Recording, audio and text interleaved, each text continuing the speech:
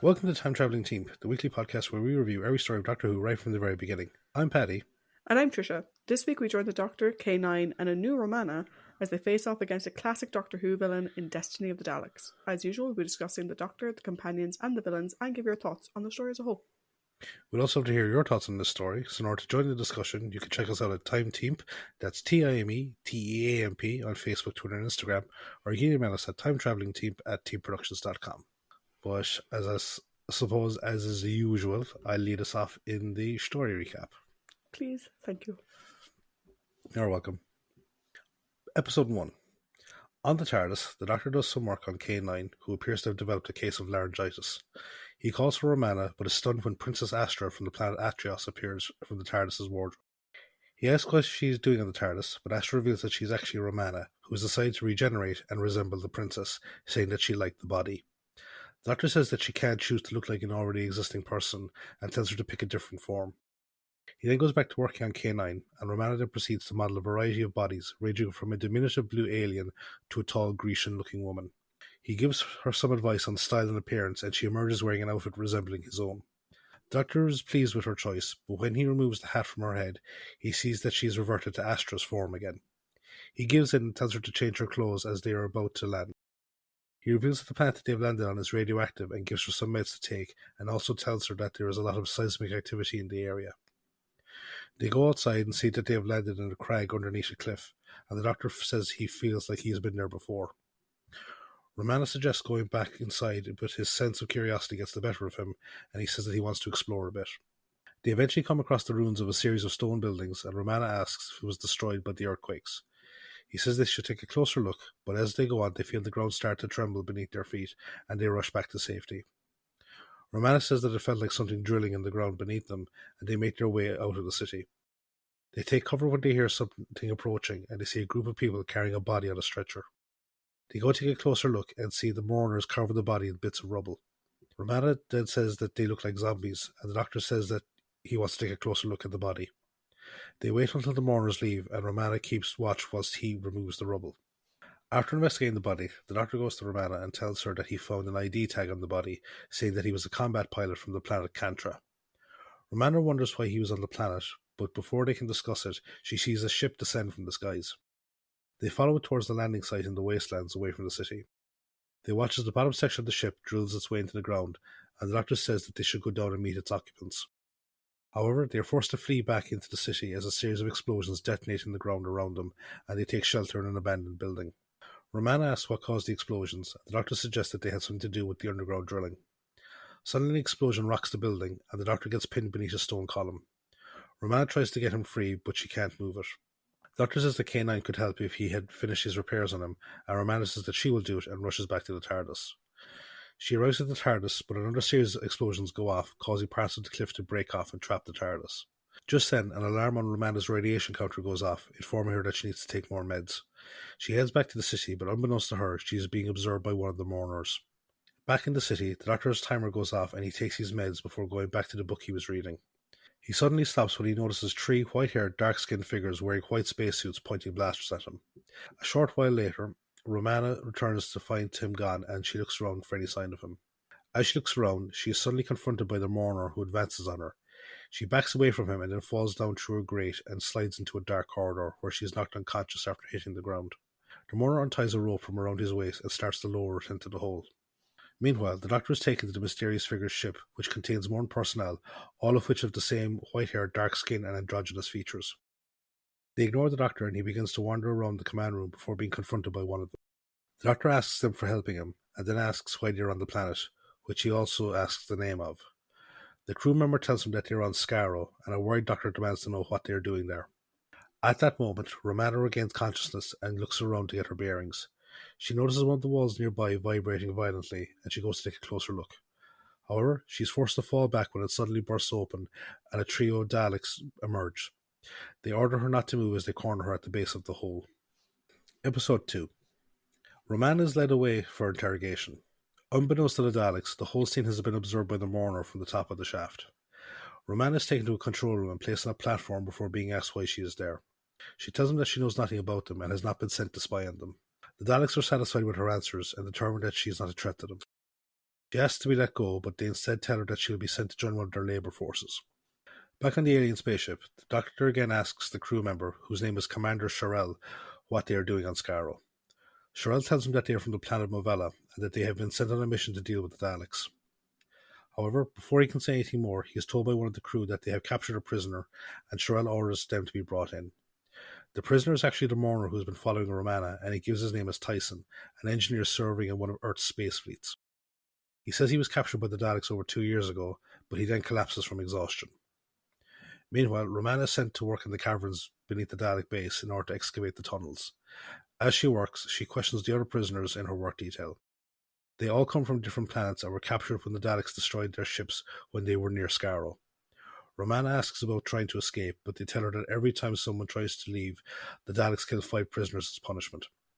Romana starts to feel the effects of the radiation and says that she needs to get out, but the prisoners remind her of the punishment.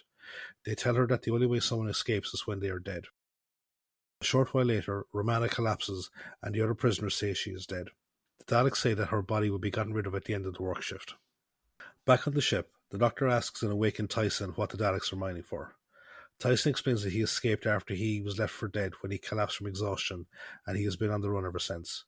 He tells the Doctor about his encounter with Romana and her capture by the Daleks. The Doctor discreetly asks Tyson if he can get him into the Dalek base, but Sharel seems to overhear them and says that he and a few of his crew will go with them. Tyson leads them to the shaft that Romana fell down, but refuses to leave when the Doctor tells him to, saying that he is at a premonition of his death on Skaro.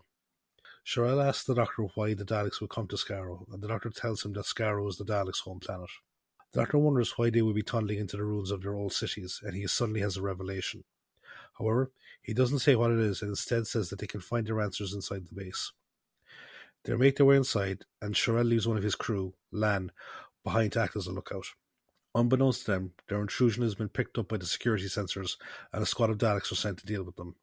Meanwhile, down in the caverns, the work shift ends and the Daleks order a group of prisoners to remove Romana's body. She is carried away in a stretcher, much like the procession that she and the Doctor saw earlier. The Doctor and the others arrive in the command centre, and Sharel orders his lieutenant, Aguila, to watch the entrance. The Doctor notices a board full of blueprints, and he says that they are of the old Khalat city. He takes a look at it, and he says that it appears that the Daleks are trying to reach the 3rd level. Sharel asks what they are doing it for, but the Doctor instead looks for the blueprints for the 4th level, but can't find them anywhere, and Tyson says that they may have been destroyed. The Doctor tells him that there is a shaft that leads from the surface directly to the 4th level, but the Daleks must have missed it. At that moment, the Daleks find and kill Lan. Back in the command centre, Aguila tells the others that the Daleks are on the way, and the Doctor tells him to hide as the Daleks arrive. He then tells them to run, and the Daleks give chase back to the entrance, where they find Lan's body. The Doctor goes to take a look at his body, but Sharel stops him and saying that their culture prohibits aliens from viewing them in debt. A confused Doctor acknowledges this, and then they continue back to the shaft that they arrived through. They climb back up the shaft just as the Daleks arrive, and the Doctor taunts them to climb up after him and the others. Outside the city, the Doctor sees a new grave with a headstone saying Romana on it, and he rushes to it. He starts to move the debris from it when Romana suddenly appears behind him. She tells the Doctor that she managed to trick the Daleks by stopping her hearts for a short period of time. The Doctor leads the group back to the city to find the access shaft to the 4th level. He suggests that Sharel and Aguila go back to their ship whilst he and the others go and investigate, but Sharel insists that Aguila go with them to find out what the Daleks are after. They hear the underground drill start up again, and the Doctor says they need to hurry before the Daleks reach their objective. He leads them into an abandoned control centre where he shows them the preserved body of Davros, the creator of the Daleks. They suddenly hear a crashing sound from nearby, and Aguila and Tyson go to take a look. However, Aguila is crushed when the section of the roof falls in on her, and the Doctor goes to check on her. He takes her pulse and tells Romana that he was right. However, before he says what he was right about, Tyson returns and says the Daleks are breaking through. Behind them, Davros slowly begins to revive. Episode 3. Davros rejoices in his resurrection, but his joy is short-lived when he encounters the Doctor, who says he wished that Davros was dead. The Doctor then takes hold of Davros' chair and starts to push him out of the command centre into the tunnels with the others when they hear the Daleks approach. The Daleks enter a few minutes later and order all units to search for Davros. As they leave, they fail to notice Aguila's hand flexing out of the rubble. The Doctor and the others reach a dead end, and he sends Tyson to keep a lookout while he and Romana try to clear the blockage. However, the cave-in gets worse, and the Doctor leads them into a room and says that they need to barricade themselves in for the time being. He spots an open window and tells Romana and Tyson to get to Sharel's ship and tell him what happened. After they leave, the Doctor decides to pass the time by telling Davros what has happened in the time that he was in stasis. Davros mocks him, saying that nothing he does can stop him from achieving his destiny of controlling the universe. The Doctor ignores him as he starts to work on some explosives that he earlier took from the Dalek command center. Davros says that he will upgrade the Daleks and lead them to glory, but the Doctor reminds him that they left him for dead as they no longer needed him. However, he says that something is wrong now, and asks Davros why the Daleks would need his help against the Movellans. Meanwhile, Shirelle gets a data transfer detailing the discovery of Davros. Elsewhere, Tyson leads Romana towards the Movellan ship, but they see a Dalek blocking their path. Tyson says he will distract it, giving Romana a chance to get to the ship, and he promises to join her there. The Dalek fires at Tyson, but its shots miss, and it takes off in pursuit. Back in the bunker, the Doctor finishes the work on the explosive, and asks Davros how he survived. Davros says that his primary life support system was damaged, but his secondary systems put him into stasis, whilst his body slowly began to repair itself. Davros says that he cannot afford to die until his dream of Dalek supremacy is realized. He asks the Doctor what the Daleks have accomplished since his entombment, and he relishes in the fact that they have caused havoc and carnage. He says it is only the beginning, and the Doctor compares his ego to that of Napoleon's. They are interrupted when the Daleks suddenly destroy the barricade, and the Doctor holds the explosive against Davros, telling them that he will use it unless they back off. Davros tells them to do so for now, but then asks the Doctor how long he can hope to keep the standoff going. The Doctor puts on a show of bravado, but looks out the window for any sign of Romana or the others. At that moment, Romana reaches the Movellan ship and tells them the Doctor needs help. She's surprised to see an image of Davros on the command screen and asks how they got the image, but Shirelle tells her to stay behind whilst ordering his crew to mobilise. Back in the bunker, the Daleks bring down a group of workers and begin to kill them one by one in order to force the Doctor to give them Davros. He tells them to stop and agrees to hand over Davros on the condition that all the workers be allowed to leave and he be given time to escape. The Daleks refuse, and the Doctor says that he will use the explosives. The Daleks say that his actions are illogical, but Davros orders them to do as he says, stating the Doctor doesn't follow logic. The Daleks reluctantly agree, and the workers leave, carrying their dead with them. The Doctor then attaches the explosives to Davros' chair and says he has rigged it to be detonated remotely by his sonic screwdriver in case the Daleks break their word. He then climbs out the window, and Davros says that they will meet again. Davros orders one of the Daleks to remove the explosive, whilst the rest go after the prisoners in order to kill them. The Dalek removes the explosive and prepares to dispose of it, but the Doctor uses his sonic screwdriver to set it off. An uninjured Davros tells the other Daleks that there is work to be done and asks for a history of all their victories and defeats. He says that learning from their mistakes will allow them to become invincible. On the Movellan spaceship, Shirelle asks Romana about the Doctor's history with the Daleks, and she says that no one knows them better than he does. She is then shocked to see the appearance of Agila and Lan. She asks how they survived, but Agila pulls her weapon on her and uses it, rendering Romana unconscious. Shirelle then orders the Nova device, a planet-killing explosive, to be prepared, and he says that they must destroy Skaro after they have captured their new target, the Doctor.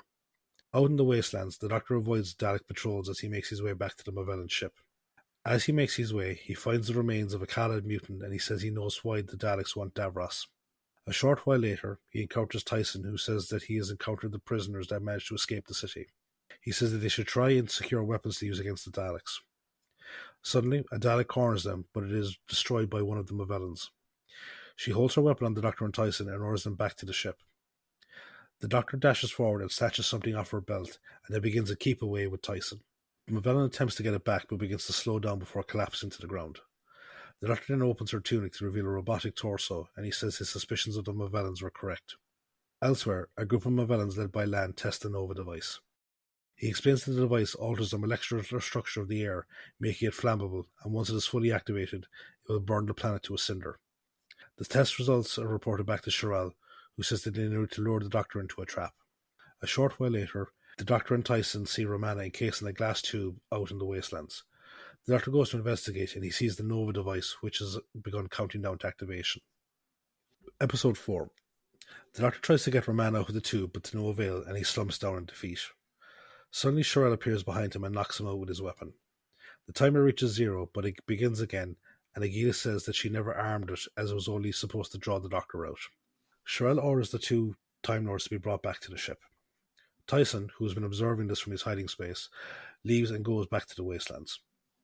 Meanwhile, Davros is in the Dalek command center and orders all the Daleks to be put on high alert until a Dalek battleship comes to collect him. In the interim, He says he's to be left alone whilst he examines the data sphere containing the information he earlier requested, as well as the dispositions of the entire Dalek battle fleet. On the Mavellan ship, Shirella orders the takeoff procedures to begin and asks if the Nova device is ready.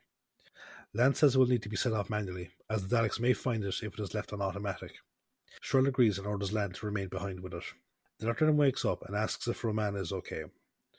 Shirella assures him that she'll be fine and asks the Doctor how he knew that they were robotic in nature. He said his suspicions were confirmed when the roof fell in Agila.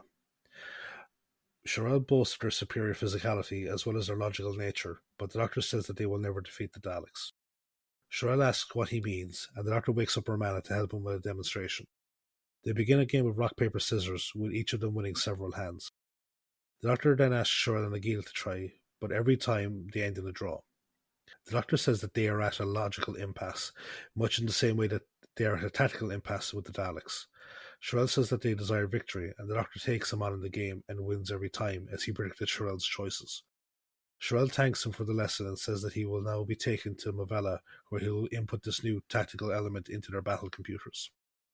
The Doctor says that even if he was willing to do it, Davros will be doing the exact same thing for the Daleks. This theory is proven to be correct when Davros admonishes the Daleks for their inability to overcome the Mavellans due to their similar devotion to logic. He says he knows the reason that they resurrected him was to help them win, and the Daleks say that with his aid they will be victorious. A report then comes in saying that the Mavellan ship has begun its launch procedures and it will leave in 20 minutes. The report also states that the Doctor is on board, and Davros says he cannot be allowed to leave as he may give the Mavellans the advantage in the war. The Daleks say their weapons cannot breach the hull of the ship, but Davros says that they can use the explosives in the armory. He orders the explosives to be strapped to a suicide squad and orders them to ensure that the ship is destroyed. Out in the wastelands, Lan begins arming the Nova device, but he suddenly hears movement from nearby. He goes to investigate and sees Tyson's body on the ground. Suddenly, other prisoners appear, and while he's distracted, Tyson gets up and removes the power pack from Lan's belt, and he powers down. He then makes some adjustments to it before replacing it. He then sends Lan back to the Mavellan ship, where he encounters Agila, who's gone out looking for him. Lan takes the power pack from Agila and hands it to Tyson, who does the same adjustments to it as he did for Lan's. They go into the ship, and the Doctor spots him in the corridor. He starts an argument with Romana to distract the Mavellans, and then tells her to duck as Tyson, Lan, Agila, and the other prisoners attack the Mavellan crew. In the ensuing fight, several of the prisoners were killed as they removed the power packs from the Mavellans. The Doctor then uses his electronic dog whistle to slow down the remaining Mavellans, whilst Romana removes their power packs. With the last of the Mavellans down, the Doctor thanks Tyson for his help and asks if he has heard anything about Davros. Tyson tells him about the ship coming for him. The Doctor tells Romana to help Tyson prepare the ship to bring him and the rest of the prisoners to their home worlds, whilst he goes to confront Davros. The Doctor makes his way to the Dalek base, taking care to avoid the Suicide Squad as it makes its way to the Mavellan ship. The Doctor enters the command room and confronts Davros, who is by himself. Davros says that they find themselves in an interesting situation, referencing their requirement in helping break the stalemate between the Mavellans and the Daleks. He then says that the Mavellan ship will soon be destroyed, but the Doctor says that he can use Davros' controls to detonate them prematurely. However, a Dalek emerges from the shadows, and Davros gloats that the Doctor is now helpless. Back in the Mavellan ship, Tyson returns and says that they have accounted for all the Mavellans except for Shirelle, but he says that he is no longer a danger. Romana then realizes that the Nova device is still outside and heads out to get to it before Shirelle does. Before Tyson can follow after her, he is alerted to the approach of the Dalek force and tells the prisoners that they need to hold him off until the Doctor gets back. They arm themselves with the Mavellan weapons and rush outside, but several of them are quickly mowed down by the Daleks. Elsewhere, Romana sees a damaged Shirelle approaching the Nova device and she rushes to intercept him. Shirelle is still too strong for her and manages to throw her aside and reaches out for the Nova device. However, Romana manages to knock off his arm and then removes his power pack before picking up the Nova device. Back in the Dalek base, the Doctor manages to throw his hat over the Dalek's eye stalk and it panics, blindly firing all around the room despite Davros' orders to be careful. The Doctor takes one of the explosives and attaches it to the Dalek before sending it out into the hallway where it explodes. The Doctor then activates the control on Davros' chair, detonating the Suicide Squad before they reach the ship. Later, Davros is in prison on the Mavellan ship, and Tyson says that he will be taken to Earth to answer for the crimes of the Daleks. The Doctor then puts Davros into a cryogenic suspension before he and Romana head back to the TARDIS. On the way back, he reveals to Romana that he and Davros had both reached the same conclusion on how either side could win the war. Since both groups were using computers to logically counter the other force's moves, he says that the first side to switch off theirs and think independently will be the victors. Romana says that must be why he so often wins, as he tends to act illogically, and he happily agrees.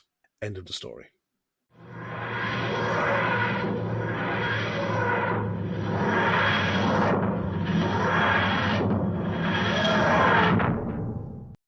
So, Davros is back again, with and while we're going to contemplate the return of this great big evil, we're going to go to the trivia spot, where we can be comfortable while we contemplate the return of this great big evil. Okay, so the air date for this story is the 22nd of September 1979.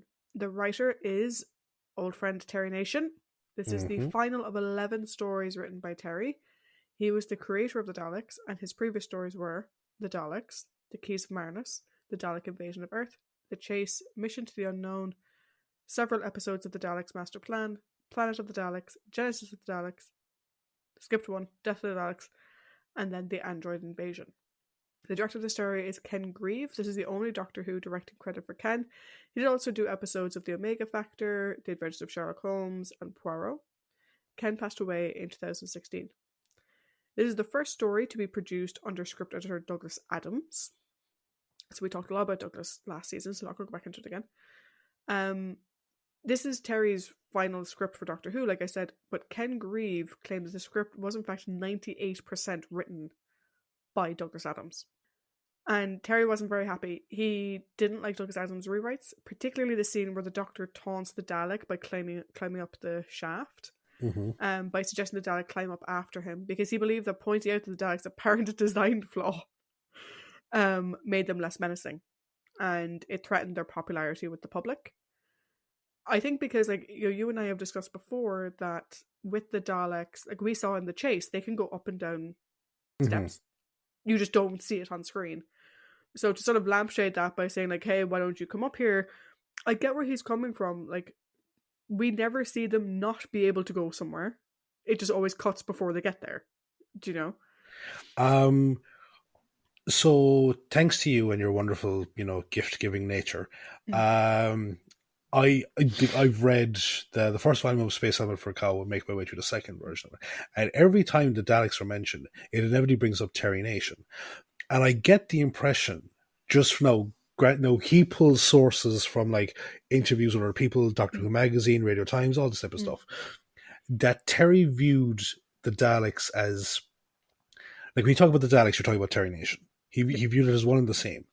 So based on that, I think maybe it's a case of he took it personally as an affront against him rather than the Daleks themselves.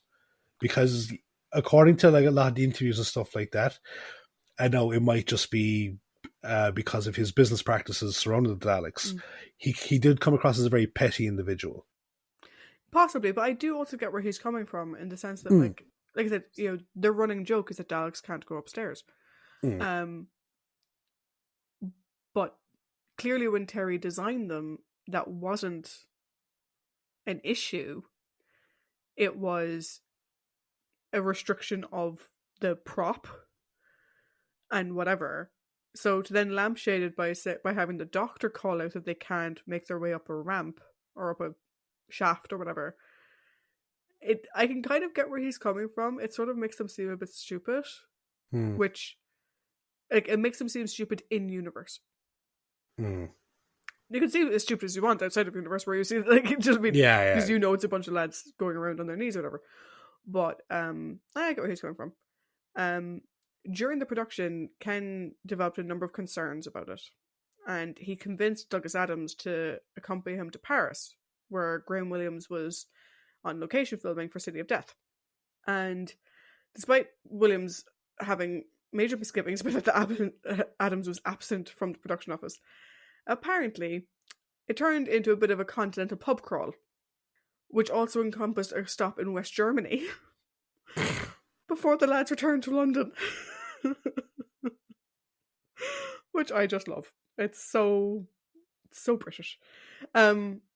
This is the first time that a Steadicam, which is a rig used to obtain smooth, stable shots from a handheld camera, is used on Doctor Who. I will tell you now, it was apparently very fucking expensive, which might explain a lot. This is currently the only story since 1973's The Green Death where each segment is labelled as episode rather than part. So I think you did actually change it when you were doing your summary, which you may have edited out by now, but whatever. Yeah, no, because I have written down, I usually write down as part, but I remembered that it was episode for this story, so Yeah. I was calling it episode. Yeah. You may have noticed that the Dalek weapons effects are different than what we saw previously. So rather than the whole screen doing pause and egg, now it's only the area around the victim that does that, which makes more sense.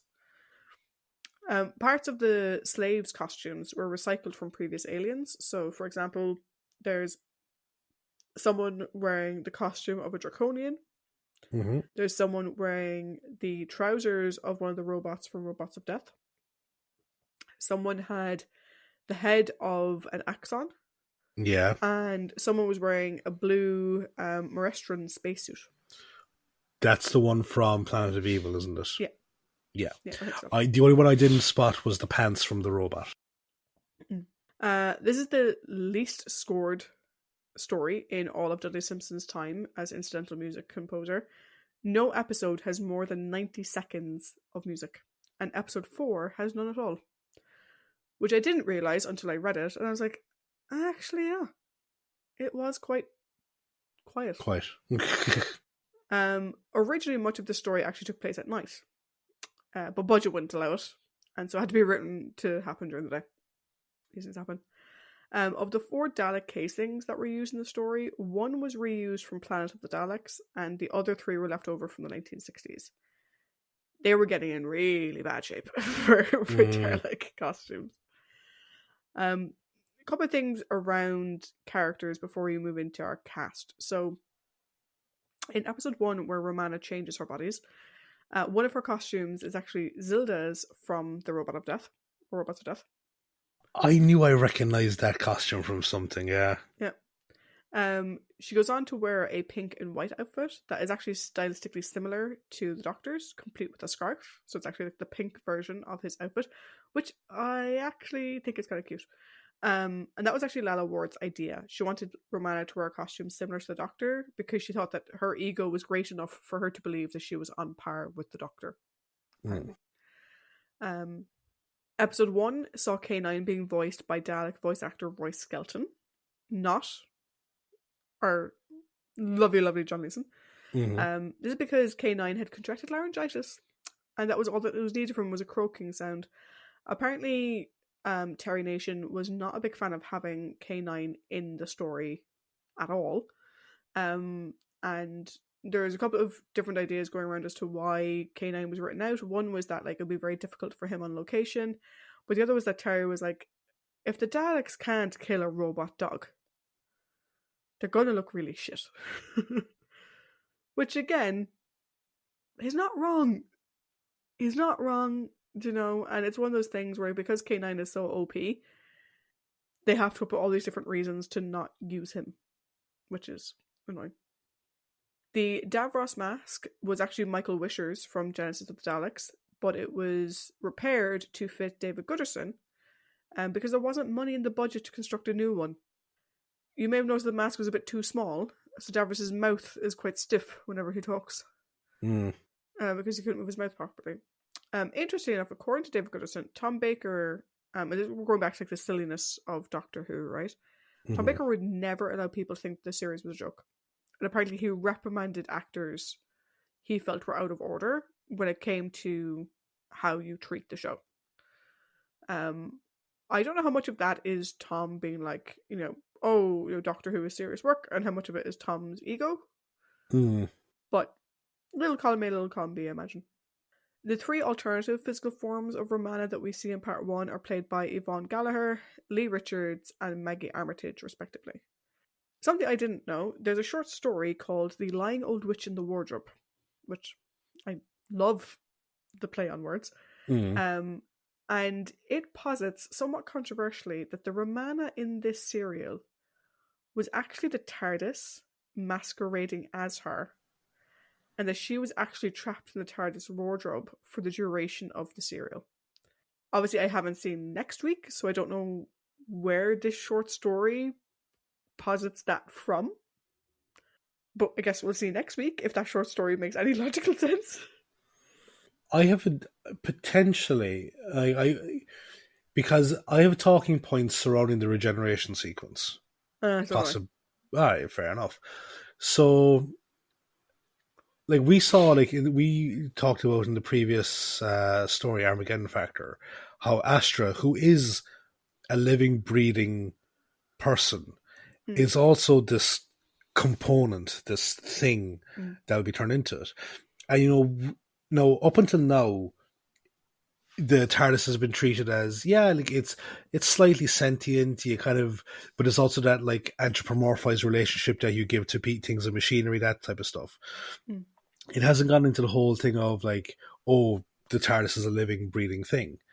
So maybe I'm going to guess, that if without reading the story, it might tap into the TARDIS seeing what happened with Astra and realizing that it can take physical form potentially. Maybe. But we'll go on to our cast proper. So Tyson is played by Tim Barlow. It's the only Doctor Who acting credit for Tim. His non-Who credits include The Tall Guy, Hot Fuzz, 10,000 BC, and the 1998 version of Les Miserables. Tim was actually deaf as a result of an incident with a rifle during his army service, but he could lip read. And he actually ran a school for deaf actors. Oh. Lovely. Sadly, Tim passed away in January of this year, so in January 2023. Commander Sharrell is played by Peter Straker, only Doctor Who acting credit for Peter. His non-Who credits include Girl Stroke Boy, Morons from Outer Space, brilliant, Casualty, and The Sound of Spying. He also worked as a singer, and he was actually a backing vocalist, and he dressed up in drag for Freddie Mercury's cover of the song The Great Pretender. Davros, like I said, is not played by Michael Wisher, it's played by David Gutterson. This is the only Doctor Who acting credit for David, well, the only televised one. The reason why David was brought in was because Michael Wisher had a theatrical commitment in New Zealand and was unavailable. But David would go on to reprise his role as Davros in the webcast Risen, which was a prequel to the story. He also went on to voice Gavin Dexter in the Sarah Jane Smith Big Finish audio series stories Buried Secrets and Fatal Consequences. Okay, it's going to bug the shit out of me. Who was Dexter in those stories? Gavin Dexter was... I think he was just one of the acolytes of the Crimson Chapter. Right, because... I'm going to look him up now because it's actually going to wreck my head. Yeah, because I haven't listened to Fatal Consequences in a long time, and Buried Secrets is one of my favourite stories. Yeah. But all I can really remember is Luca and the whole thing in Italy. Yeah, so there was the whole thing in Italy, and then I think there was... he was maybe in a phone call with the Keeper, I think. Let me find him. You talk away to the internet while I look this up. Cool. So, if my memory is correct, the guy that plays Tyson in Hot Fuzz, he's the old man with his cans and he's constantly in his pockets that turns out to have a shotgun in his jacket. And the guy that plays Lan is actually he was a regular in the series Porridge. He was Jock, the Scottish inmate. Okay, I figured it out. He was the head of the research facility at Pangbourne. Yes. So he was in Buried Secrets when they were doing like the news announcements, which I love that they did that for the Sarah Jane Smith series. Oh, so good. His house was firebombed by animal rights activists. And so it would have been a news story where he talked about that. Yeah. And then he was in Fatal Consequences as a more prominent character. Yeah, those newscasts are just done so well. And the way that it really is like Mercury Theatre Radio, because it starts off like that's the thing, that like the newscast is the story, but then it fades into it's coming from a radio. Yeah. And like, yeah. Yeah, it's so good. Again, we have banged on a million times over with the Sarah Jane Smith Big Finish series. So yeah. Back to David though. His non-Who credits include The Power Game, Bergerac, A Touch of Frost, The Bill, and Casualty. Lastly, but not leastly, as Romana 2, as she is generally referred to as by the general public, we have Lalla Ward, who was actually born Sarah Jill Ward. She's the daughter of Edward Ward, who's the 7th Viscount Bangor. Bangor? B-A-N-G-O-R? Bangor sounds weird. I think they pronounce it Banger. Bangor, okay. And his 4th wife. She's a brother named Edward, who's 2 years younger than her, and she also has a half-brother, William, who is 3 years older than her, and he's actually the 8th Viscount Bangor. Lalla Ward is herself more properly addressed as the Honourable Sarah Ward. Interesting. I don't think I've ever heard her referred to as that, but okay. Her stage name of Lalla comes from the fact that she couldn't pronounce her own name when she was a toddler. So Sarah got changed to Lalla. Aw, that's cute. She attended the Central School of Speech and Drama in London, and she began her acting career in Hammer Horror, actually in the film Vampire Circus. And then she was also in The Duchess of Duke Street, and she was in Derek Jacobi's Hamlet as Ophelia. Oh. This is her second appearance in Doctor Who. Like I said, we saw her previously in The Armageddon Factor as Princess Astra. And she'll go on to play Lalla, she is Lalla. She'll go on to play Romana in 11 on-screen stories.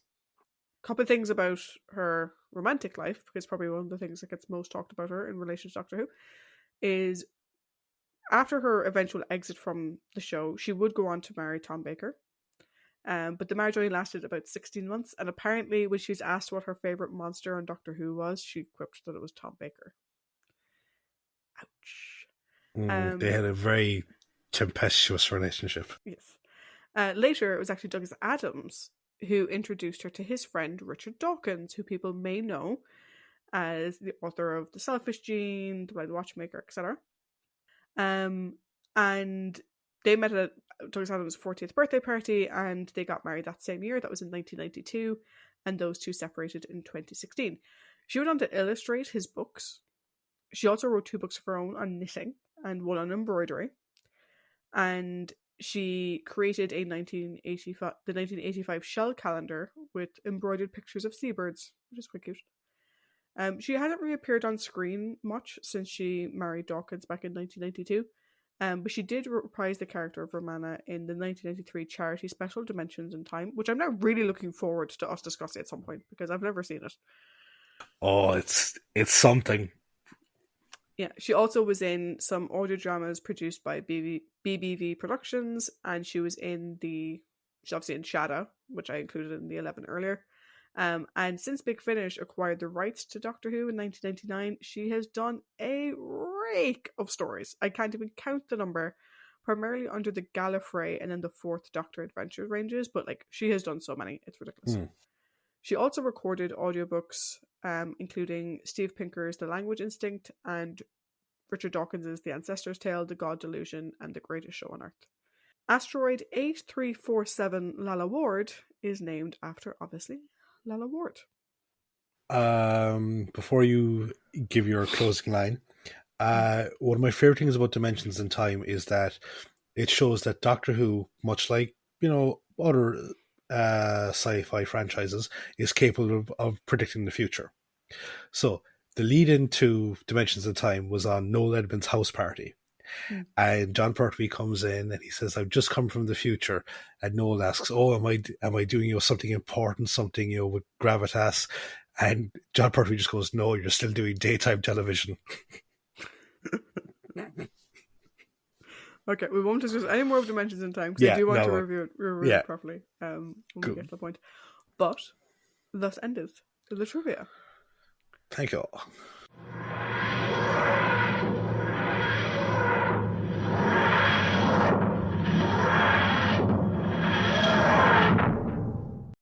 We have done summary. We have. We have done trivia. We have. It is now time for character discussion. And since you, Paddington, did the social media, you, sir, get to go first. So we have the Doctor. We have his companions of Romana and K9-ish. Story-based companion of Tyson. Prominent character of Commander Charles, in my mind. Yeah. and then the villains of Davros and the Daleks. Yeah.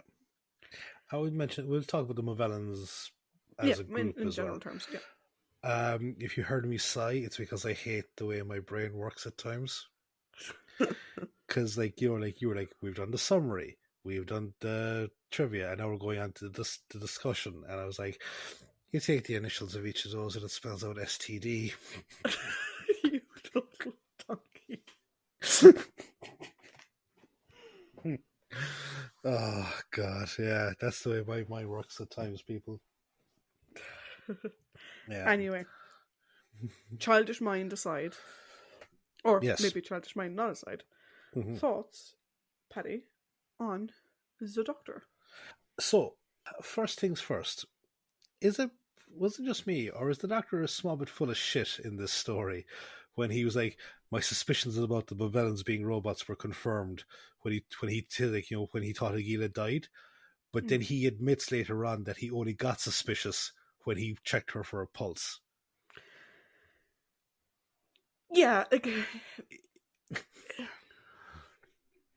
because a lot of what the Doctor says in the story is full of shit.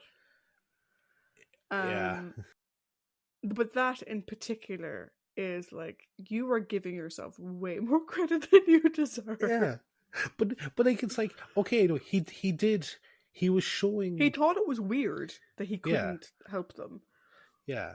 And like, there's non-verbal suspicions by him, like, you know, the looks that Tom gives, that type of stuff. But then it's like, he goes to Agila, he goes, Romana, I was right. And then he goes, when did you first become suspicious? Oh, when I felt her pulse. But you can't become suspicious and then go immediately, aha, I was right. Yeah, like, I don't know. Like, it's interesting that he goes, Romana, I was right. He never told Romana his concerns in the first place. So Yeah. that whole thing is like total bullshit. Oh, no, he's just full of shit in this part. I think where the Doctor is the strongest in this story is his interactions with Davros. I would agree. Because, yes, it isn't the amazing Michael Wisher in that chair, but Tom does a really good job of not losing the connection between the Doctor and Davros. There's still that, if only you weren't batshit insane, your science could benefit the galaxy type relationship that he has with him, you know? And it's like still trying to get him to see the realities of the situation. And like, even though he does say, like, you know, like, I wish you had died, he doesn't go about, like, the only time that he tries to kill Davros is with the remote detonation explosion. But even then, like, you know, that's not a guarantee that he's going to kill him, because he won't see the body. Like, so like at the very end, you know, like, he puts him into suspended animation to answer for crimes.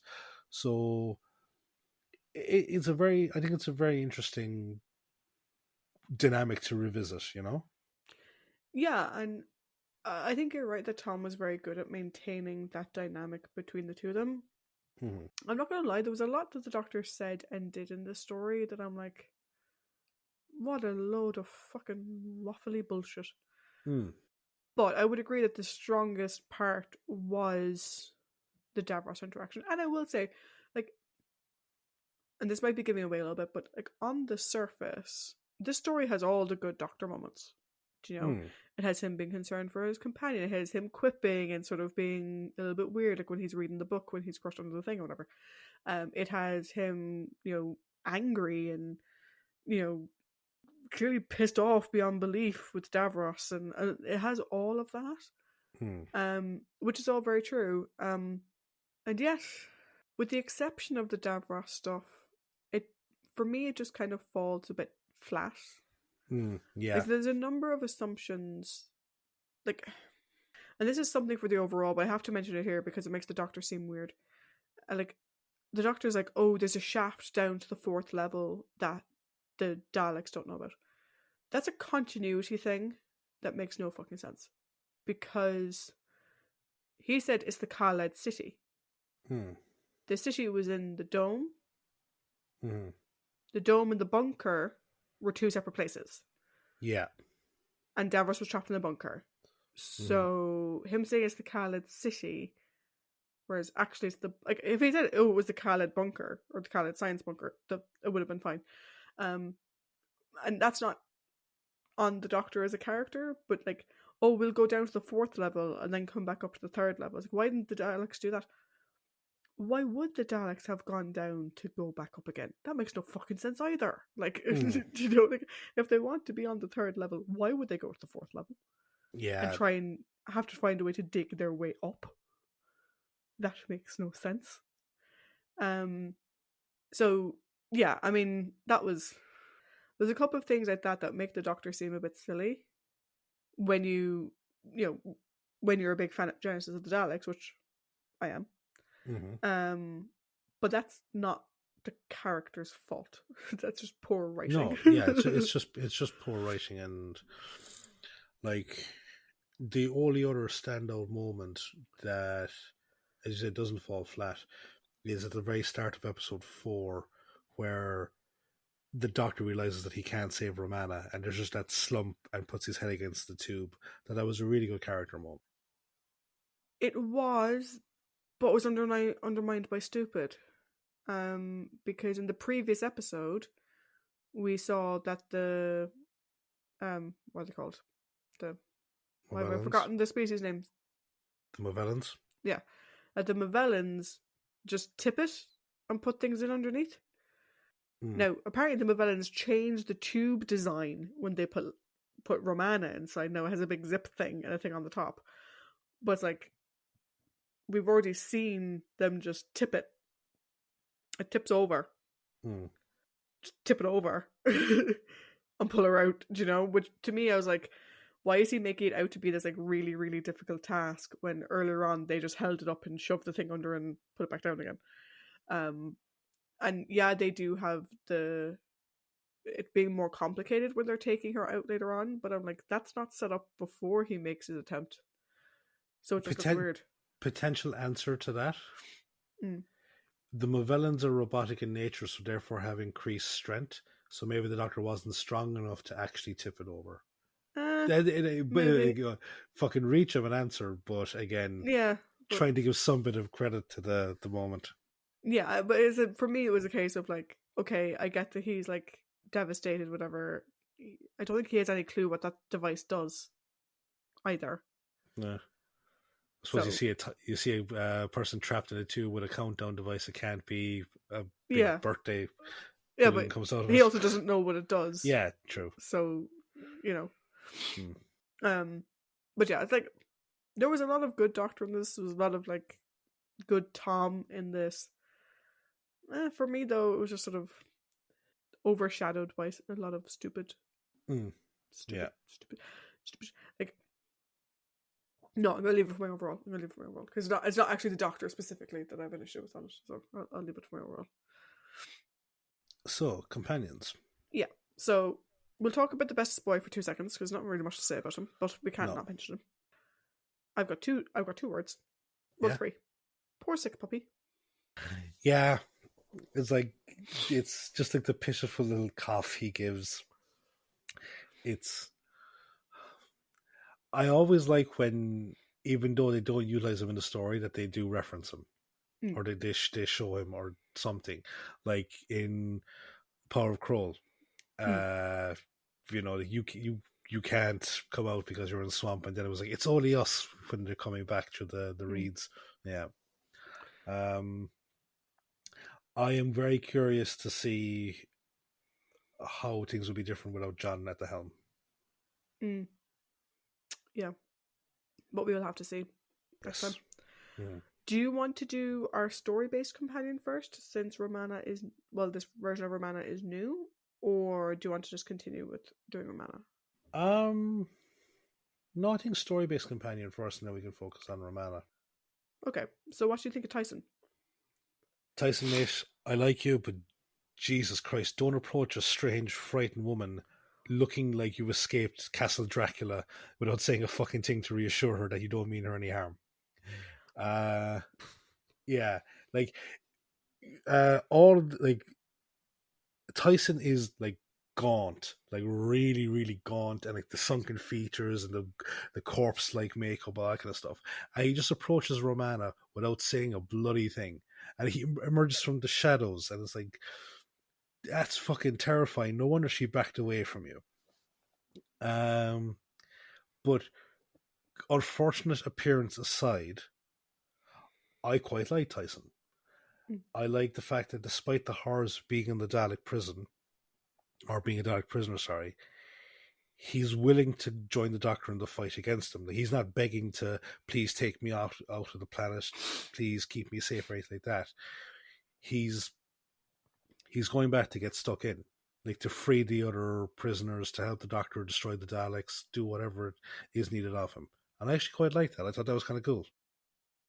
Yeah, I would agree. And I agree with you. Like, the first thing I wrote, I was like, maybe if you had said something to her, she wouldn't have run from you.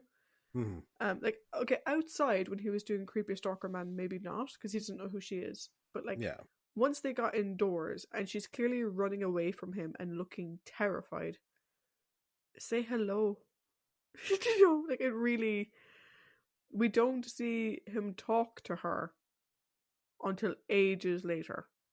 And I had started doing some of the trivia before I watched it. Like, I'd pulled up some of the actor information. So I knew that the actor was deaf. And I was like, is the character meant to be deaf as well?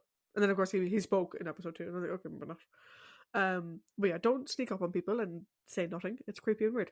But I really like, Tyson is very brave. Do you know, like, he had absolutely no issue getting stuck in. And clearly he was someone who was looking for an opportunity to win. Do you know, he didn't just want to escape. He's like, I'll mobilize them into a fighting force, I'll get them weapons. Like, he has no fucking energy whatsoever. But he has a lot of heart. And he has a lot of bravery.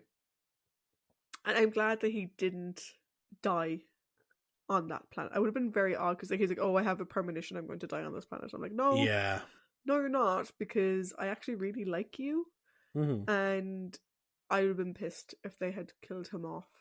The one thing that struck me as a little bit sort of overzealous, maybe, is him being like, oh, I'll get weapons and I'll turn the others into fighters as well. It's like, that's a lovely thought, but they may not have the strength for that. And, you know, some of them may want to just escape and get away. You know, you're committing people who you haven't spoken to a fight. And a lot of them did die, which is sad. But I think it was done with the best of intentions. I don't think he was like, oh, I'm going to have this cannon fodder that we can throw at them. That wasn't, or clearly wasn't the thing at all. But yeah, I think he was very brave. I think a bit stupid at the beginning in how he interacted with people, but very brave overall. And, you know, for a story-based companion, you know, he's pretty much everything he wanted, really. The only thing is that, like, I don't think his dynamics with the other two were exceptionally well, but they weren't bad. You know, but they weren't standouts like we've seen in some previous stories. Yeah, no. But they weren't bad either. Like, he wasn't a drag on them at any stage. Like, he was a huge benefit to them. Yeah. Unlike the fucking people that they had in the last story. Oh, God. Which is fucking ridiculous. So, Romana 2. Electric Boogaloo. There's a bit to go over here, I think. So, firstly, to me, the problematic regeneration sequence. Because, see, this is a very interesting thing, okay? We've seen, it's 3 regenerations, yes. 1 to 2, 2 to 3, 3 to 4. Yeah. And we saw Choji. Sorry, Choji. So we've seen 4. Yeah. And I would say Kempo and Choji, maybe not to the same extent. That comes across more like a rejuvenation. But the other 3 is that we get the appearance and then the personality ticks into it as well. You know? So we see the person in the personality form. The personality is presented to us. Here, though, the choice of form, and it's a choice. They can choose to, or it's being established that under certain circumstances, Time Lords, or at the very least, Time Ladies, can choose the form that they regenerate into, or when they regenerate. But while they're in that flux state of in between bodies, has the personality also changed? Because if it hasn't, I can't see Romana 1 being that cavalier about taking on someone else's identity. So this is the interesting thing about the decision that they made to cast, Or at least someone's appearance, someone's that, yeah, appearance. because this does set a precedent for the future, right? I think in one case it's addressed, and the other one not so much. Did they address Colin? I don't know. I haven't seen it. But with Peter Capaldi, who had previously been in the show, they addressed, why did I choose this face? Right, as a choice. But the way she describes it here is problematic, because she's like, well, it's not like we're going to go back there again, so I can look like her if I want to. And I'm like, okay. You seemed really troubled that you looked like the princess from Tara. And that was literally, you met someone who looked exactly like you. And it seemed to trouble you that you looked like this person. Now you're choosing to adopt someone else's identity. And I think the reason why it comes across so weird and so callous is the first time we see her, she's also decided to wear her clothes. Like, this is one of the things around that I find weird about this regeneration is, I think it was very poorly done. I think, I completely disagree with, they can choose to change what they look like fucking willy-nilly. I think that's fucking stupid. Because it doesn't tie in with anything we've seen before. Like, it was explained to us that in death, Time Lords can regenerate. And yeah, Choji was kind of a rejuvenation, but I more think that is the fact that Choji and Kempo like knew that body was coming to an end, and so he was so mentally strong he could create this alternate projection of himself that he eventually will become. And like, just to that point, the Doctor's regenerations have all been under stressful circumstances, like fighting against the old age and wearisome, then being forced, and then actually just flat out dying. Yeah. And like, you mind, the forced regeneration into 3 means that we do know that they can choose what they look like. Yeah. Right? Which is good to know. But this idea of, on a fucking whim, changing what she looks like makes no fucking sense. And the fact that she was also like, why was she wearing Astra's clothes? Because the way it's presented, because she changes so quickly, is that she regenerates, and so do her clothes. Why? Although, like, well, no, not necessarily that her clothes also change, but you know the way that if you go back to Robot, how Tom it's meant to be that he goes in and out instantaneously. Well, yeah, but the fact that she has Astra's dress on. Oh yeah. That Astra was still wearing the last time we saw her. Like it's weird because like it's. Do you know what gets my goat though? They had a perfect explanation for it. Perfect. You invite Mary Tam back for 1 episode, and either you have the Dalek shoot her, she regenerates, or when she passes out in the mine, so 2 episodes, when she passes out in the mine, when the Doctor uncovers her, it's Lalla Ward. And the fact that like Mary Tam, and we discussed this last time, that Mary Tam had said that she was perfectly happy to come back and do a regeneration. She had no problem with that. And they was like, oh no, it's just a thing that they can randomly change whenever they want to. I'm like, that's a lore decision that I don't think Douglas Adams thought through. Because it was Douglas Adams that wrote that sequence. I'm like, that's a lore decision I don't think you thought through. But beyond the regeneration, unless you've more to say about the regeneration. No, it just like it raises all sorts, because like I've used this story as generally speaking, as a counter to the whole thing of when Peter Capaldi turned into Jodie Whittaker, so from 12 to 13, everyone was, well, not everyone, but you had that section That of the corner of the internet. Yes. yeah, that corner of the internet, and just, well, the corner of the internet and that section of the fandom, because, you know, the way that they can be two separate things at times, holding Chris Chibnall's like feet to the fire because how dare he do this, how blah blah blah. And even like Stephen Moffat to an extent as well, when Missy. with the Master and Missy.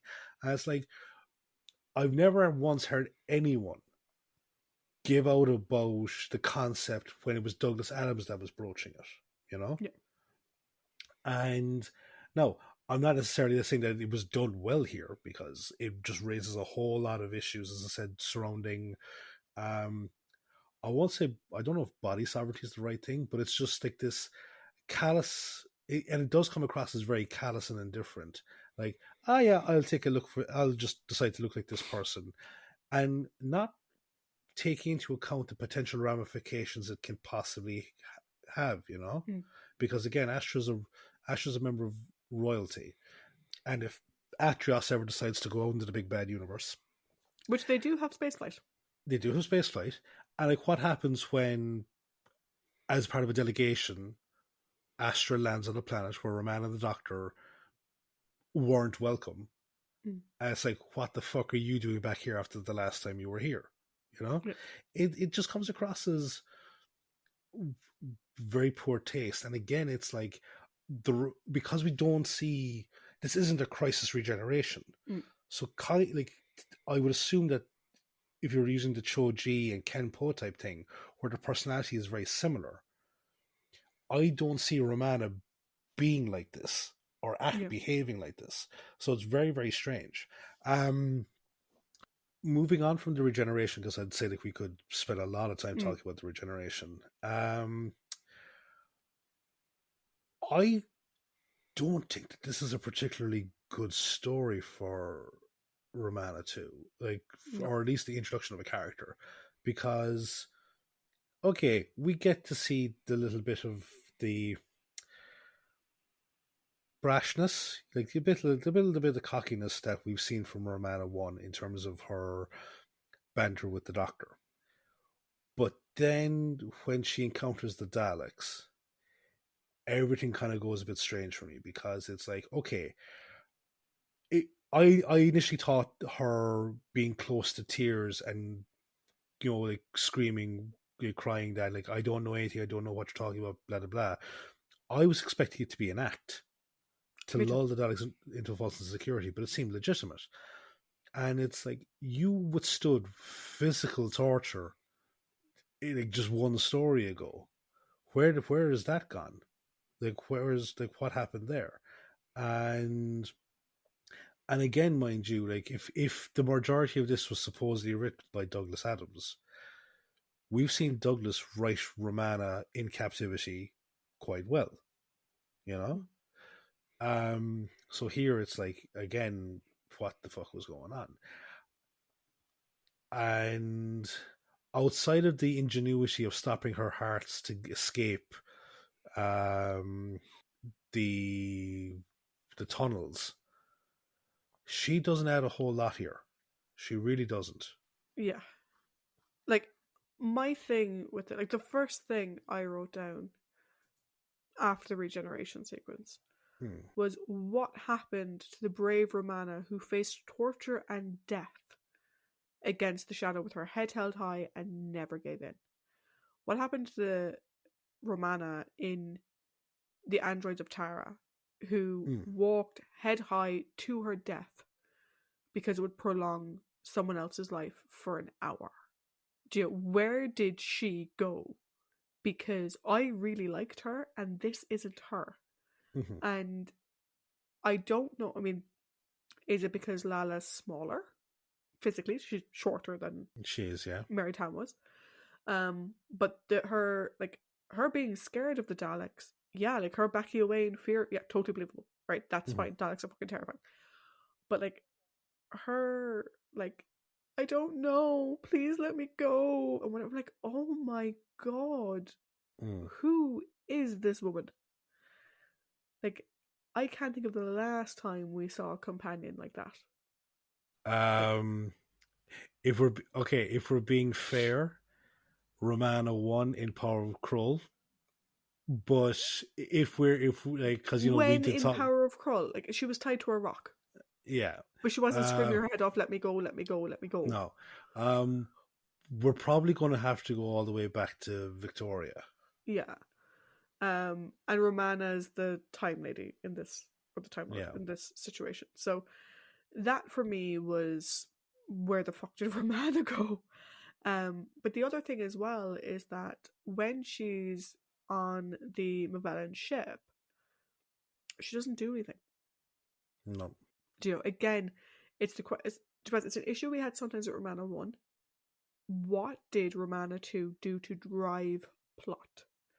Again, you say like Douglas Adams in the Pirate Pirate Planet. Planet. Yeah, there was bits where Romana didn't do much, but when she was held captive, there was the banter, there was the bravado, there was the, oh, this is so archaic, blah, blah, blah, blah, blah. The Movellans just kept saying, no, you can't leave. And she just stood there like, oh, okay.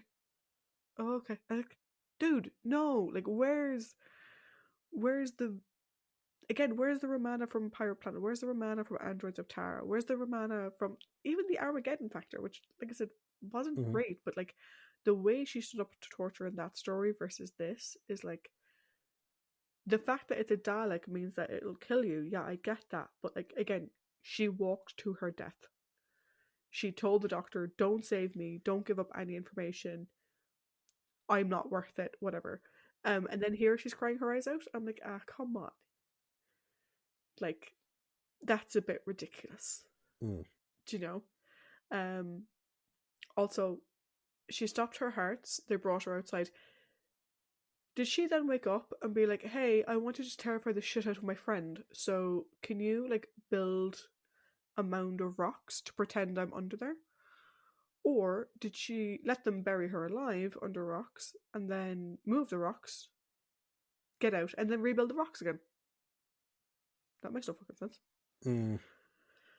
So yeah, like for me, I think for a Romana story, I think this was poor. Like if this was a Romana 1 story, I think we'd both agree this is a very poor showing. Oh yeah.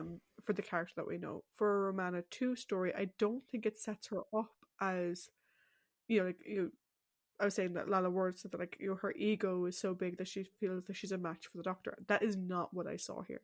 No. What I saw here was the damsel in distress repeatedly, who does nothing to save herself, compared to Romana, who was the damsel in distress a lot, but with the exception of the power of Krull, tried to free herself from those instances, and several times was successful. So, yeah, not the best start. No. It's like, if this is starting to mean to go on, it's going to be rough. Yeah, and people might think like, oh, but that's just because you really liked Mary Tam, which we did. But anyone whose first story was this, we'd both be like, oh, that's fucking, it's a bit weak, it's a bit poor. At least with Victoria, she was very young and she'd been held captive and tortured, presumably, by the Daleks. So, like, her behavior was understandable. It's not understandable with the backstory, even if you just took for like, oh, she's a Time Lord and she's travelled with the Doctor for a while. This isn't believable. But also, another counter argument that is, we love Sarah Jane. We immediately fell in love with Leela. Yep. We love Leela. Pretty much almost on par, fell in love with Romana 1. Yep. So, yeah. Yep. We call bullshit on that argument. But again, more the case, because I've been talking about ages for like the last number of episodes about how, like, oh, people always say Lalla Ward's great, but like Mary Tam was brilliant, and why should always over Lalla Ward? This was not what I was expecting. No. From the amount of love Romana 2 gets. But it is still her first story. Yeah. And Dalek stories are weird in general. So, we'll see. So, we move on to Commander Sherelle and the Movellans. Yes. which, based on their aesthetic, really like that name, or just like Commander Shirley and the Villains, it really does go with my comment of which is I just take a look at them and all I can think of is fucking disco, disco, disco. I look at them, and particularly Commander Charles, and I'm like, oh look, it's the space version of Boney M. Yep, that's all that's there. I I'll never be able to wrap my head around um, this notion that the Movellans are meant to be like the equals of the Daleks, because it's referenced a couple of times throughout the show, both classic and modern. Mm. And it's like I just don't get it. I mean, like, for fuck's sake, their power packs are on their belts Yeah. and can easily be taken off by anyone. And it's like it's the equivalent of having a sign saying, "Here are my genitals, please kick them." Just they're not threatening. N- they're so it's so stupid. It I thought they really, were really. I thought they were interesting in their own right, a bit like the robots from Robots of Death. Mm-hmm. But I agree with you, as a villain or as a counter villain, I suppose, to the Daleks, their design is fucking stupid. Like, what was that little green thing, by the way, on their shoulder? Never find out what the fuck that was. No idea. But I like like, robots and robots of death are like one. But again, like, that was a very horror themed story, so their whole aesthetic really fit that. But if you compare these robots, for example, to, you know, the Android invasion, Yeah, right? Because Android of Terror doesn't really jump, no, but Android invasion. Here, they interact. They clearly pass for human and whatever. They walk like their walk is a dick giveaway, but like they don't even keep their guns drawn all the time. I'm like, you're a bit fucking stupid, aren't you? Like, I get that you've like a computer mind, so like tactics, things like that, I can gather being really good, but like design, like, you know, how about you put that transponder like, I don't know, permanently attached to yourself, so or that a like cool breeze, like a slow breeze, could like take it off. or again, Um, just hide it out of plain sight. yeah. Um, I think the other thing as well is, and this is going to go a little bit into my overall, when they had their power packs taken off them, I'm Oh, sorry, that was oh, just oh bad. no, no. Like you said that you've got like Tyson and the Doctor playing Keep Away. That looked, it's like, oh no, oh, oh, oh, Yeah, oh. And it was just like, oh my god, just like, and fall over, just and keel over. the really bad like power down music, and like just like yeah, just like literally just stop moving. That's it. All you. It would Yeah. have been better, do you know? It's like, okay, you know, like the Sontarans, they have a very obvious flaw, Hmm. which means that like they prefer subterfuge, they prefer fighting from a distance Hmm. or whatever. There's other ways to explain it. And I as well, like I was being a bit generous when I said that Shirel was damaged because he shows no physical signs of damage when Romana comes across him, yet she's able to just kick his arm off his body. Like, And like the when Romana is like fucking 5 foot nothing. I'd and say if she weighs fucking, she's 90 pounds soaking wet type thing, you know, yeah, like and it's ridiculous. it's just like no, like it's you're shoddily construct. The only thing about them that makes them capable of destroying the Daleks is their weapons. That's Yeah. it. Like there's never been shown this. We're never shown the capability that they have any possibility of, say, like picking up a Dalek over their heads and like throwing it into a corner because God knows their knees would buckle, and you know this was. if you ask me who would I put up against the of who we've seen, who would I put up against the Daleks in terms of being a nemesis? I'll take the fucking mechanoids from the chase any day of the week. Yeah, I Because would agree. that sequence was fucking like Avengers Endgame level compared to what we see Yeah. here. Also, I will say one thing, right? Yeah. And again, this is kind of giving away something overall, but the design of the door on their ship. So the door into the command center is this really fucking narrow tube that Lalla Ward is almost too tall to fit in. I'm like, who designed that? Do you know? Like, It reminds me of the door to work. not even that. The door to work at least fits a full-grown human being with a Yeah. backpack and a delivery box. Do you know what I mean? It reminded me of, I took friends of mine to Blarney Castle over the weekend. First time I've been there. Lived in Cork my entire life. Never been there. And we were going up to the top. And old Irish castle, very fucking narrow. And we get to the top, and I'm actually like, oh my god. Now, I'm not exactly a skinny mini, but I'm not exactly the fucking size of a house either. And I actually got to the top and I was like, this is like, I had a slight panic because I'm claustrophobic that like I would get stuck. And that's what that reminded me of. I was like, oh my god, like, because you spin in and out of it, like, I was like, they're too tall for the door. Like, what the hell? Yeah. And too broad as well. Do you know, it's fucking weird fucking design. And then you have those two fucking villains who just sat on their ass on the couch the whole time. Like, literally, there's two guys who just sit there oblivious. Not doing anything, not reading a report, not working on a tablet or anything like that, just sitting there doing nothing. If I remember that they make a brief appearance in like Peter Capaldi's last season, and I remember just kind of going, "I'm not these fuckers again."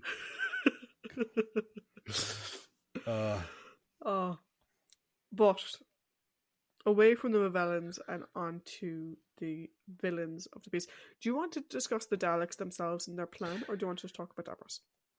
So I've only really two things about the Daleks themselves, because as we said, Daleks are pretty much Daleks. One, no, dig up, stupid, because and also when the Doctor finds like the remnants of mutant Khalid, when did mutant Khalids turn into discarded ball sacks as opposed to just like the squids that they're meant to be? Like, no, seriously, like, we're not lying. Like, these things look like a silly putty of it, like a testicle sack. It's so bad. I did wonder, because I looked away from the screen for a second just as that was happening. I looked at my phone or something. Oh no, I was typing something on my computer. And then I looked up and I was like, what the fuck did I miss? Like, what? I was listening to the whole thing, but I was like, what the fuck did I just miss? What's and he's like, oh, a mutant Khalid. Are you? I'm like, what do you mean that's a mutant Khalid? What the fuck are you talking about? I was like, and it reminded me, because when I saw that, I thought that their plan was completely fucking different. Because I was thinking of Stolen Earth and Journey's End. And the reveal we get at the end of that when Davros opens his shirt. Yeah. And we find whatever. I don't want to spoil it, but you know what I mean. Yeah. I thought it was going to be we find a nipple. I thought it was going to be a precursor to that. Yeah. And I was like, ooh, I didn't realise this went back this far. It isn't that. It isn't that at all. But yeah, that was weird. It was like, ooh, we've got some slime. Let Tom play with it. In relation to their plan, given what happened in Genesis, I think it makes no sense. Yeah. Because in Genesis, the Daleks stated their belief that they were superior to Davros, so they had no further use of him. And they've gone on to conquer at least half the galaxy. Well, I won't say conquer, but they have a heavy presence in the universe without him. So now that they've hit the roadblock, what makes them think that bringing him to the equation will help. Yeah. Let's bring in the guy who did not even know there was life outside of his planet. Yeah. To solve an interplanetary war problem. Like, it would have made more sense for the Daleks to kidnap the Doctor, because he's the fucker that continually beats us. It just, like, the idea of bringing Davros back is really cool. I'm not gonna lie. I think it, and when it was done in Journey's End and Stolen Earth, oh, chef's kiss. It was done the so reveal of that though was amazing. Yeah, absolutely. Like, I mean, that reveal is what got me into Doctor Who. Yeah, as I said, like, just, and the fucking best thing about Journey's End or Stolen Earth and Journey's End is that there isn't a Dalek in the fucking title of the story. Yes. So yeah, so if you're someone that doesn't watch the trailers for appearing next week, or you try and keep as much of a fucking low, like, investigation, like, you just want to see what happens each week, oh, absolute fucking suspense perfection. And we'll talk about it more in a couple of years when we get to that point in time. But the idea of bringing him back is really cool. The logic behind it here makes no sense. No. But came back, he did. Yeah. And not only did he come back, but that chair with the middle fucking finger. Did you notice that at one point the middle finger thing was bent over a bit far? Yeah. And it was already touching the back of his neck, and the next episode it was back upright again. Yeah. Oh, God, I love that chair. I love it so much. Also, is it just me, or did Davros come back with a slight Scottish twang from his suspended animation? There was a point where he was talking, and I have this in my notes, right? He's like, I will give him the best weaponry. Weaponry? Yeah. Davros, the word's weaponry, my love. It reminds me of the way my mom says the word calendar. Yeah, calendar. She says it a bit like colander. It's calendar. Right. I'm like, calendar, mom. Well, get out the calendar. I'm like, but it's not. Fuck. But I was like, I hate to say it, right? Because I'm sure your man's lovely, but he was no Michael Wisher. No, and like, we've talked before about, like, reprising a role, you know, and it's tough. It's very tough, or not reprising a role, but taking over a role. Yeah, and like, it's very difficult to do. Like, we may not have talked about it here on the podcast, but we've talked about it, in terms of other stuff, in our fucking normal bantering about things. And like, again, we'll eventually get to it, but for me, the only person that is comparable to Michael is Julian Bleach. Completely agree. Now, the guys that will appear as Davros throughout the interim, they just don't, from memory now, again, as I said, I haven't watched those stories in years, but from memory, they don't hit the same level of menace as Michael and Julian do. Yeah. Like, what's interesting, and again, this is no slight on your man, by the way, like, I think one thing that was against him was they used Michael Wisher's mask. Yeah. Because you see that face and you expect to hear the voice. I know that future Davroses, they have a different face. They have a very different Some of face. which look fucking weird. Yeah. But you see that face, you expect to hear Michael Wisher. Mm-hmm. But even, like, I was watching, like, the first few minutes of the Behind the Sofa for this episode, and I stopped because I was tired. And it was Colin Baker and some guy whose name I've forgotten. And they were like, oh, it's Davros. And they were like, is that Michael Wisher? And they were like, no. Is that such and such? And they're like, no. It's the one that came between them. It's the other one. I'm like, Terry Malloy, I think, is the guy that... Yeah. And they were both kind of like, like, you don't want to be known as the other one. Yeah. That's a bit shit. And it's unfortunate because the whole thing about Davros that makes him a good villain is in the performance. It's the fact that when he gets excited, he sounds like a Dalek. Yeah. Do you know, like, that's where the menacing factor comes from. Otherwise, he's just a guy in a chair who can't move. Also, I did nearly wet myself at one point because, and again, this sounds like I'm just shitting on your man, and I'm not. I promise I'm not.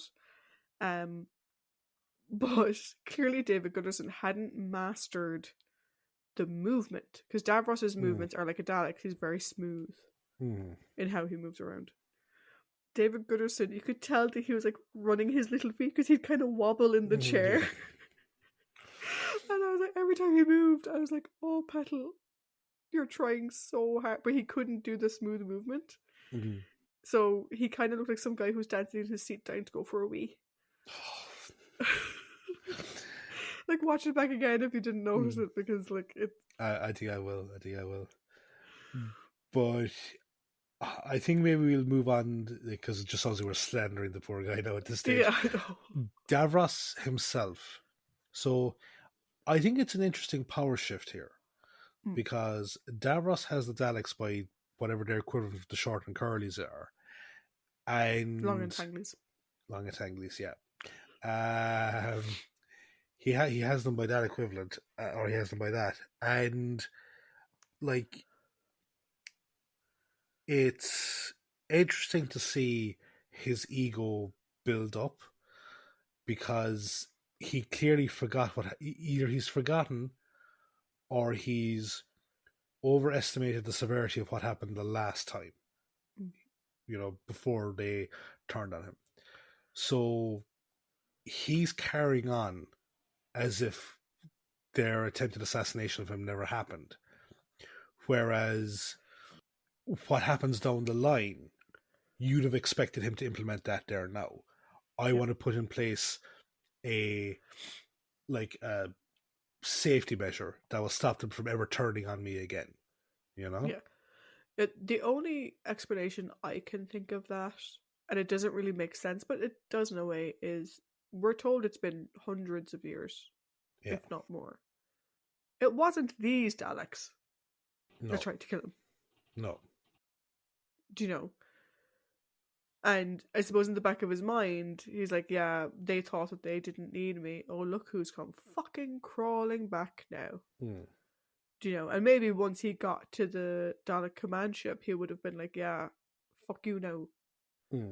But what can he do on Scarrow with no lab, with no access to anything, really? Do you know?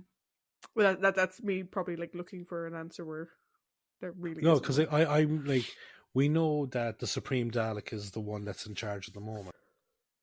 So like, I'm pretty much of the belief that once he had told them how to achieve their victory, they would have fucking finished the job. They would have just killed him. Oh yeah. Well, the fact that even like he says like, oh, the Supreme Dalek put this together for you. He's like, the Supreme Dalek will fucking see about that. Yeah. Yeah. I liked that. As I said, I think the reemergence of the dynamic between Davros and the Doctor was entirely built upon by Tom here, and I think it's unfair to level any of. It's done by Tom because Tom was there, whereas David Goodison wasn't, and that's not David Goodison's fault. I would agree.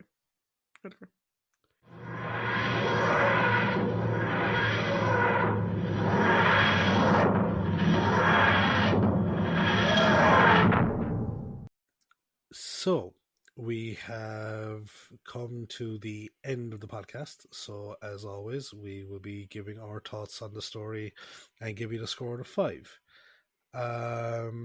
So, I suppose I'll lead us off into this one. Yep. And what I will say is that this is a really boring story. I mean, like, fuck me, but for the subject matter being dealt with here, there's no attention. Yeah. And I think that is significantly hampered by the lack of music in it. Yeah. I really think that this should have been scored a lot more, because when the Doctor has his realizations for stuff, and like he's like putting the pieces as to what the Daleks are looking for, music would have really helped that. Yeah. you know. Um, like, and even like because we know it's Destiny of the Daleks, and like we've seen like, okay, yeah, we know we're getting Daleks, but like I remember when we were talking about Planet of the Daleks, and we were like, okay, yeah, we know it's called Planet of the Daleks. Even the reveal of the first Dalek at the end of episode 1 is done kind of well, you know? You're like, Yeah. oh my god, fuck it, Daleks. Here it's like, it's just, yeah, okay, I get it, but that's not responsible for the lack of tension here. Yeah. Um, I didn't look. I have my issues with Romana's regeneration. I don't think it was done particularly well or handled very well. I don't think Romana had the impact that she should have had for her first case showing, Mm. which is a shame for her. Also, we've talked about, there's a lot of lazy writing here, like between continuity errors, like the Movellans identifying Davros as a Khalid mutant, but Yeah. he's not a mutant. He's No. just a Khalid. I find that really Uh, weird as well. I thought that was really random. yeah. Like, so, the Daleks' plan, like, if you look at it, it makes no sense. It is actually kind of a waste of time and effort on their part. Um, yeah, like, so, I think this was writing at a 1.5. Mm. It's just a 1. Yeah, I can see that. Um, like from my perspective, you and I spoke briefly before we started recording, and you asked me like, "Oh, did I have my score done?" Mm. And I said no. That like, I really struggled to give it a score last night, and then I was like, "Oh, am I being mean?" Again, because I'm very cognizant of the fact that I do. While I try to go in, with an open mind and stuff, I really liked Mary Tam, and I, you had the same concern I had when we went from Sarah Jane to Leela and from Leela to Romana 1, Mm. that I would judge the story based on the fact that it is a different actress playing the companion, and I really liked the previous one. Mm. With this, though, I mean, it was boring as fucking sin. Um, it made no sense. Like, I had a question right from the get go, which is, how did the Daleks get out of the cave in Genesis of the Daleks? Like, that's what I want to know. Like in Genesis, we Yeah. have the cave in, like they get trapped inside, and the doctor says, like, oh, it could be thousands of years before they get out. Mm. Here, we assume they got out, left Davros behind without checking he was actually fucking dead, and went off across the universe. But they were on the same level as him, so Mm. how were they able to get out but he's still trapped? What fucking logic does that make? Also, the whole idea of, oh, it's the ruined Khaled city. No, they didn't have an external facing city, they had a dome. And the bunker was separate from the dome because when the city was destroyed under the dome, the bunker was still left over. And it's things like that that sort of bother me about it, because like people say like, oh, there's no continuity in Doctor Who. It's wibbly wobbly timey wimey nonsense. I'm like, yeah, but like Genesis of the Daleks is one of the most renowned classic Doctor Who stories. Mm. So for this to be the follow up and be shit is a problem. For this to have Mm. so many loopholes from the original is a problem. Like, bearing in mind, in the original, Davros didn't believe until he actually analysed the Doctor himself that there was life on other planets. Mm-hmm. And yet suddenly the Daleks expect that he will be the one to solve their interplanetary war for them.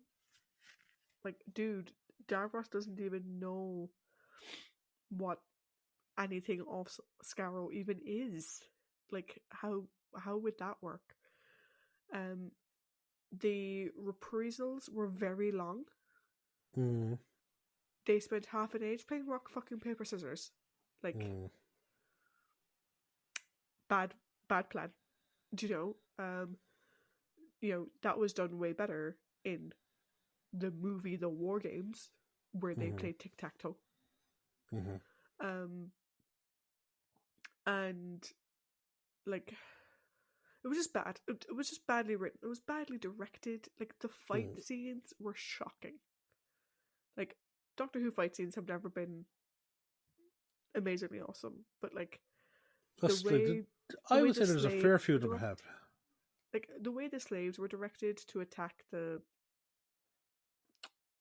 fucking, I keep forgetting their name. They were so boring. The Mavellans.